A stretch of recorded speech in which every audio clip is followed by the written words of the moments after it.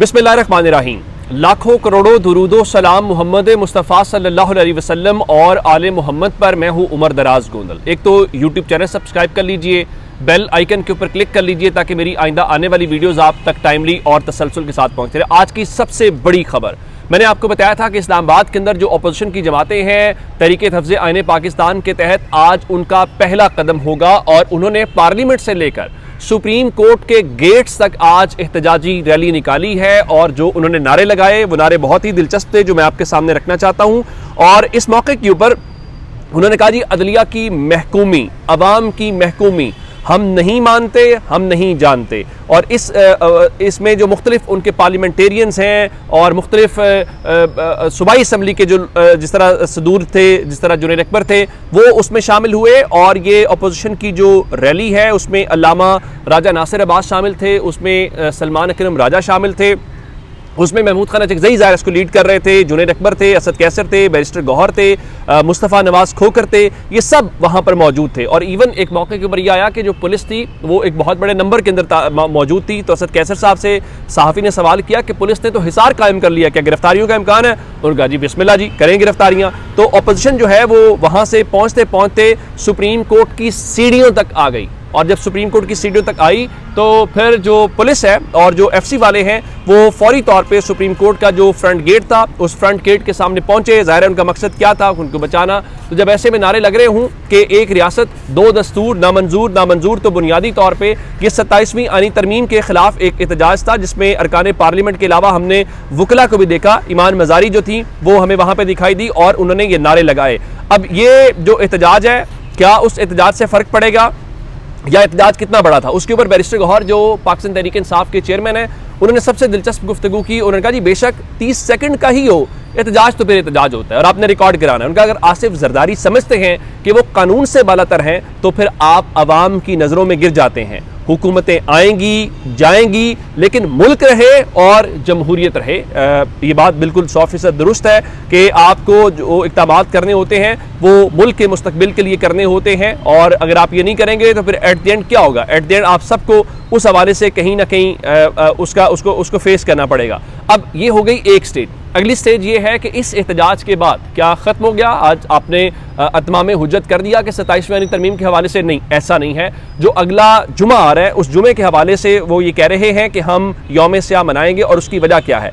Even Mahmood Khan Achakzai जैसा बंदा जो रिलीजियस नहीं है, जो पॉलिटिकल आदमी है, अल्लामा राजा नासिर अब्बास गुफ्तगू करेंगे तो ज़ाहिर है रिलीजियस गुफ्तगू करेंगे। लेकिन आज महमूद खान अचकज़ई भी कहते हुए दिखाई दे कि हम मुसलमान हैं, हमारा आइन कहता है कि इस्लाम के खिलाफ कोई कानून नहीं बनेगा, हमारा कुरान पाक पे यकीन है। कुरान पाक ने, अल्लाह ताला ने, मेरे यानी अल्लाह ताला के सिवा सबका एहतसाब होगा। और उनका, जी पैगंबरों को इस्तिस्ना नहीं मिला लेकिन हमारे मुल्क में ताहयात इस्तिस्ना दिए गए हैं। तो अब अगले जुमे को वो जो इस सिलसिले में नंबर 1 काम करने जा रहे हैं वो यौम स्याह है। और उन्होंने इवन पीपल्स इनकी हुकूमत से कहा है कि चूंकि आपकी खैबर पख्तूनख्वा में हुकूमत है तो आप वहाँ पर झंडे शंडे लहराएं और वहाँ पे करें।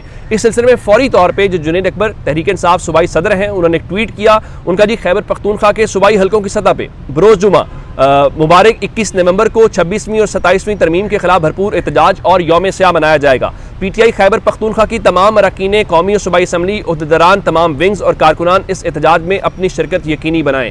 अब इसका मतलब क्या है कि उन्होंने यौम स्याह की जो एहतजाज की कॉल दी है, उस एहतजाज की कॉल के ऊपर खैबर पख्तूनख्वा की जो हुकूमत है वो तो कह रही है हम मनाने जा रहे हैं। लेकिन ये एक स्टेप है, उससे अगला भी एक स्टेप है।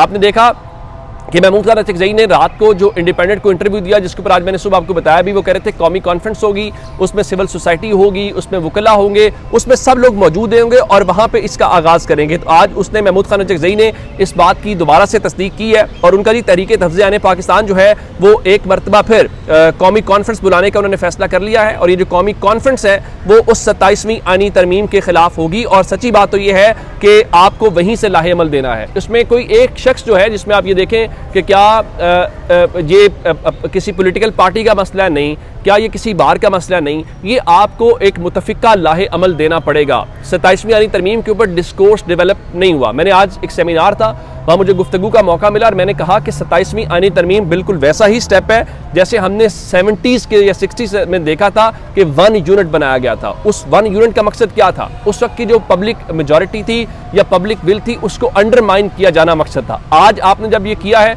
तो इसके पीछे भी मकसद या हासिल वसूल वही है कि आपने जो पब्लिक मेजॉरिटी है उसको नहीं मानना। अब जुनैर अकबर साहब जो पार्टी के सूबाई सदर थे वो क्या कह रहे थे? वो ये कह रहे थे कि देखिए हम इदारों से मोहब्बत करते हैं, हम मुज़ाकरात भी चाहते हैं, लेकिन हम डंडे के जोर के ऊपर जो है वो मुज़ाकरात नहीं करेंगे। फिर वो कह रहे थे कि ये हमारा ना तो पहला एहतजाज है ना आखिरी एहतजाज है, इस हफ्ते पूरे मुल्क में एहतजाज हो सकता है और हम उसकी तैयारियां कर रहे हैं। इससे फ़र्क पड़ता है या नहीं करता, हमें कोई फ़र्क नहीं पड़ता। हम ये कोशिश कर रहे हैं जब तारीख लिखी जाए तो हमारा जिक्र कैसा होगा, आया हम तारीख की दुरुस्त समत में खड़े हैं या नहीं खड़े, असल बात ये है। तो इसके बीच में फिर आज आप जानते हैं कि मंगल का दिन है और मंगल का दिन मुलाकातों का दिन होता है। इमरान खान की बहनें जो हैं और पार्टी वहाँ पे पहुंची तो इमरान खान की बहनों के पहुंचने से पहले ही जो वहाँ पे नाका है उस नाके के ऊपर बाकायदा कंटेनर्स लगा के उस रास्ते को बंद किया गया। मकसद क्या था? मकसद ये था कि मुलाकात ना हो सके। दूसरी जानिब आज सलमान अकरम राजा बता रहे थे कि मंगल और जुमेरात को जो मुलाकात है उसमें रुकावट आ रही है और उस रुकावट के खिलाफ हमने जो एक आईनी पिटीशन है वो सुप्रीम कोर्ट में दायर कर दी है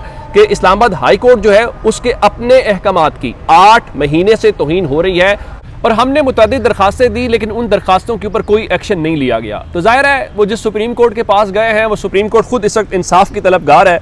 उस सुप्रीम कोर्ट ने क्या करना है? आज 27वीं यानी तरमीम के बाद एक और सूरत हाल सामने आई और वो ये है कि अब जो सुप्रीम जुडिशल काउंसिल है और उसके अलावा जो जुडिशल कमीशन है उसकी तश्कीलें 9 कर दी गई हैं, जिसमें खासकर सब सवाल कर रहे थे कि जस्टिस जमाल खान मंदोखेल साहब जो हैं उनके हवाले से कुछ नहीं हो रहा। मंदोखेल साहब जो हैं वो गायब हो गए हैं या उनको ना आईनी अदालत में लेके गए हैं और फिर वो अब सीनियर जज भी नहीं है। सीनियर जज तो ज़ाहिर है मुनीब अख्तर साहब हैं। तो अब 3 चीज़ें तब्दील हुई हैं जी, supreme judicial council, judicial commission और प्रैक्टिस एंड प्रोसीजर कमेटी। जो सुप्रीम कोर्ट ने लामिया बनाया है उसके मुताबिक जो जस्टिस आमिर फारूक हैं वैसे उनकी भी तरक्की कैसे तरीके से हुई है वो कि अचानक हाई कोर्ट से वो सुप्रीम कोर्ट आए हैं, सुप्रीम कोर्ट से फौरी तौर पे वो आईनी बेंच में आए हैं, आईनी बेंच से वो कॉन्स्टिट्यूशनल कोर्ट में आ गए हैं और अब आप जुडिशल कमीशन के मेंबर नामजद कर दिए गए हैं जहां पे वो जजेस के हवाले से क्या कहते हैं कि तैनातियां किया करेंगे। उसके अलावा जो जस्टिस जमाल खान मंदोखेल हैं वो भी सुप्रीम जो जुडिशल काउंसिल है उसके मेंबर बन गए हैं। दोनों ने उनको नॉमिनेट किया है और याहिया आफरीदी जो हैं इस सिलसिले में सुप्रीम जुडिशल काउंसिल के सरबराह होंगे। उसके बाद जो चीफ जस्टिस आईनी अदालत है अमीनुद्दीन खान वो दूसरे सीनियर मेंबर होंगे, मुनीब अख्तर साहब होंगे, हसन रिजवी साहब होंगे और मंदोखेल साहब होंगे। तो अब मंदोखेल की चूंकि उस हवाले से हुआ तो अब ये सूरत हाल है और जहाँ पे जुडिशल कमीशन की बाकी बातें हैं तो उसमें आप जानते हैं कि आज़म नज़ीर तारड़ हुकूमत की तरफ से होंगे, अटर्नी जनरल मंसूर उस्मान आवान होंगे, हुकूमती और अपोजिशन अरकान के 2 अफराद जिस तरह बैरिस्टर अली ज़फ़र हैं और वो सारे होंगे और पाकिस्तान बार काउंसिल और स्पीकर कौमी असम्बली की जानिब से एक खातून होंगी। तो एक तरह से इन तीनों जो बॉडीज़ हैं उनकी अब हैयत जो है या उसकी क्या कहना चाहिए कि कंपोजिशन तब्दील कर दी गई है। तो सुप्रीम कोर्ट के अंदर भी ज़ाहिर है उसका फ़र्क पड़ेगा, लेकिन सुप्रीम कोर्ट में क्या फ़र्क पड़ना है? सूरत हाल ये है कि आज आईनी अदालत के अंदर अकील अफजल ये रिपोर्ट कर रहे थे कि वकील जो हशमत हबीब है उन्होंने मुख्तलिफ कवानीन के आज की समाअत के दौरान हवाले दिए। अच्छा, हवाले दिए जाते हैं, जब वो हवाले दे रहे थे तो अंदाज़ा कीजिए कि रिपोर्टर्स के मुताबिक अदालती स्टाफ जो था उनके पास इन कवानीन की कोई किताब भी मौजूद नहीं थी।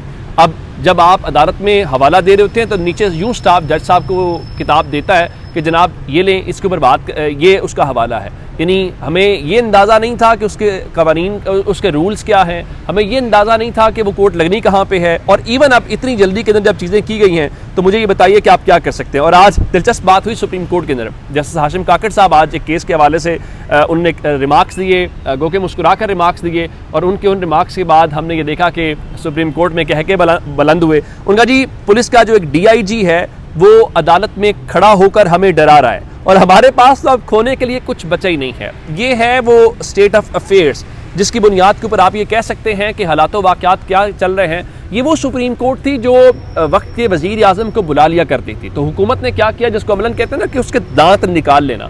उनका नहीं, हम आपका इलाज करते हैं, अब आप ये काम नहीं करेंगे। उन्होंने अब इस सिलसिले में अब सुप्रीम कोर्ट के जजेस खुद बता रहे हैं कि भाईजान हमारे पास खोने के लिए कुछ नहीं है। जब आपके पास खोने के लिए कुछ नहीं है तो फिर आप क्या करेंगे? फिर आप बैठ के चाय पिया करें, फिर आप बैठ के तस्वीर बनाया करें, उसके अलावा किसी किस्म की कोई अपडेट्स नहीं हो सकती या चीज़ें नहीं हो सकती। तो ये अब तक की अपडेट्स हैं, चैनल जरूर सब्सक्राइब कीजिएगा, अपना बहुत सारा ख्याल रखिएगा। खुदा हाफिज़।